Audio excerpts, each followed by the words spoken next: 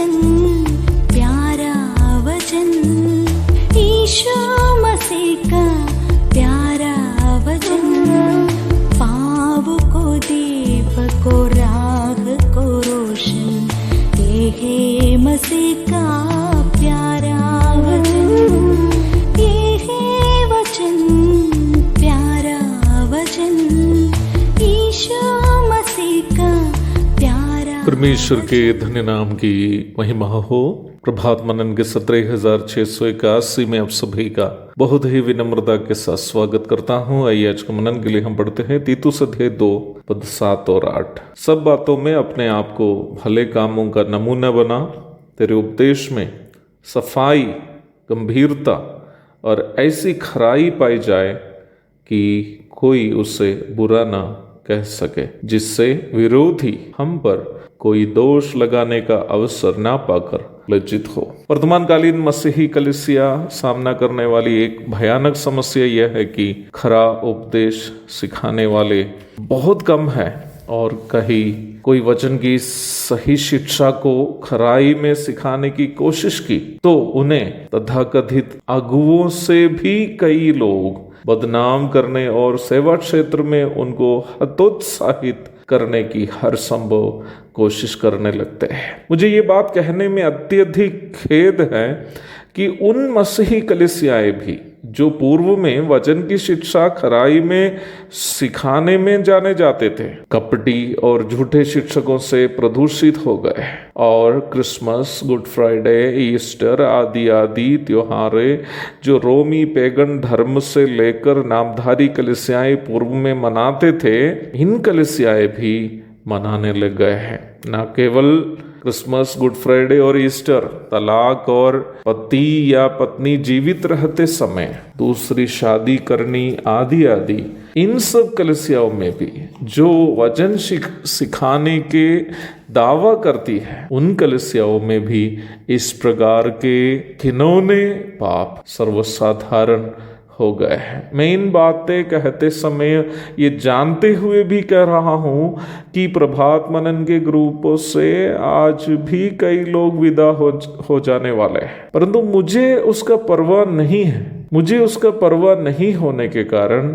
मैं तो इन बातें जो प्रभु ने मेरे जीव में दी है, मैं अवश्य बताऊंगा ही। मुझे इस बात का परवाह है कि संसार से उठा लिया जाने के बाद जब मैं मसीह के न्यायासन के सामने खड़ा रहूंगा और प्रभु ने मुझसे जब पूछेंगे कि तुमने मेरी भेड़ों को क्या सिखाया था, मुझे उनके सामने लज्जित होना ना पड़े, इस बात का परवाह मुझे है।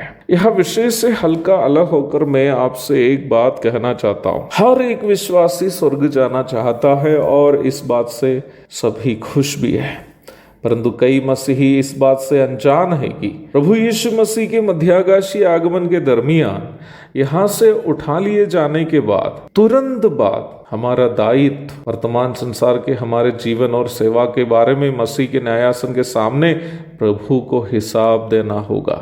2 कुरिन्थियों 5:10, रोमी 14:12। आप साधारण विश्वासी क्यों न हो या फिर सेवा करने वाले व्यक्ति क्यों ना हो, हमें ये बात अवश्य मन में याद रखनी है कि हमें अपने जीवन और सेवा का हिसाब प्रभु को देना पड़ेगा। प्रभात मनन सुने या नहीं सुने, इसकी आजादी आपको है, परंतु मसीह के न्यायासन के सामने बिना हिसाब दिए कोई विश्वासी बचने वाला नहीं है। अवश्य याद रखिएगा। विशेषकर कलीसिया की अगुवाई करने वालों को ये बात अवश्य याद रखनी है कि प्रभु के सामने हमें यह हिसाब देना पड़ेगा कि हमने वचन की शिक्षा कैसे विश्वासियों को दी। क्या हमने वचन की सही शिक्षा विश्वासियों को दी या स्वार्थ या लाभ के लिए हमने प्रभु की सेवकाई का गलत इस्तेमाल किया? हमें प्रभु के सामने जवाब देना पड़ेगा। इसलिए हमें संसार में रहते समय बड़े भय और भक्ति के साथ जीवन बिताना होगा।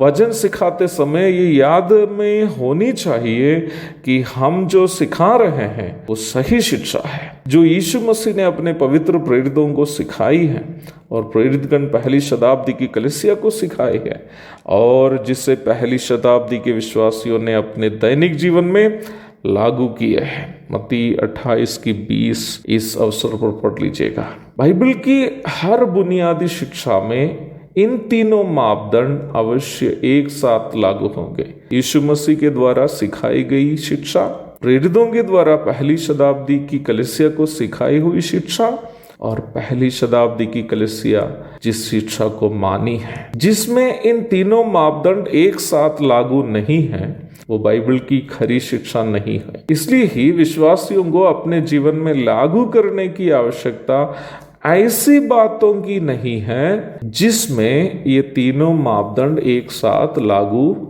नहीं होते हैं। और सही उपदेश या सही शिक्षा का पालन हमें यीशु मसीह के पवित्रता की परिपूर्णता की ओर बदलती है। वही गलत उपदेश हमें संसार के अनुरूप बदलता है। इसलिए ही हमें अनिवार्य रूप में खरी शिक्षा को मानना है और उसे दूसरों को सिखाना भी है। एक और शुभ दिन की धन्य कामनाओं के साथ आज का मनन मैं यहाँ समाप्त करता हूँ। प्रभु आप सबको आशीष दे। आमीन।